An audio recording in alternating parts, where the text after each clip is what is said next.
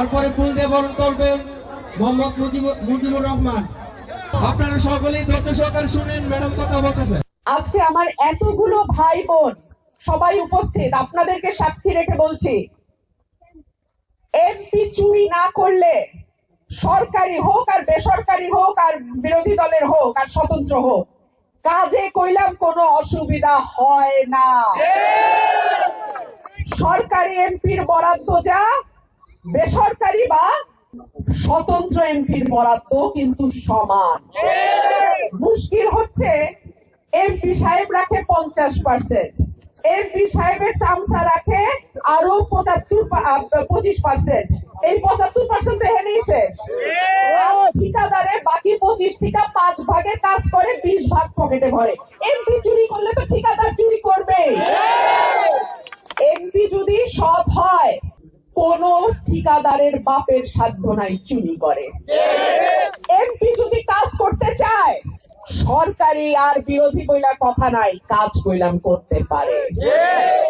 অল্প বিস্তর যেটুক কাজ হয়েছে, অনেক সময় দেখা গেছে আমি সংরক্ষিত আসনের সংসদ সদস্য, অল্প, খুব অল্প আমার বরাদ্দ, নির্বাচিত এমপির 10-12 ভাগের 1 ভাগ অল্প বরাদ্দ। প্রকল্পে আমার কোনো হাত ছিল না, আমি প্রকল্প নিতে পারতাম না, কারণ আমি সংরক্ষিত।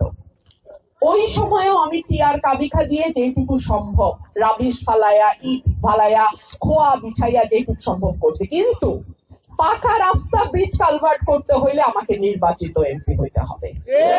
সেই কারণে আজকে আমি আসছি আপনাদের দরজায়।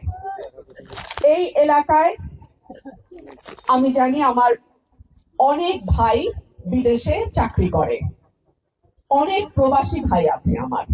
যারা প্রবাসে আছেন তাদের একজনের উপার্জনে দেখা যায় পুরো পরিবারটা কিন্তু চলে। করছি তার তো আর মানুষের সাথে সরাসরি ওই দায়টা তৈরি হয় না, যেটা আমার তৈরি হচ্ছে স্বতন্ত্র প্রার্থী হিসেবে। আপনারা তো আমারে দেখা ভোট দিচ্ছেন, কোন মার্কা দেখা না, তাহলে আমারও জবাব দিতে হবে আপনাদের কাছে। এর মাঝখানে কিন্তু আর কোনো লাইন ঘাট নাই।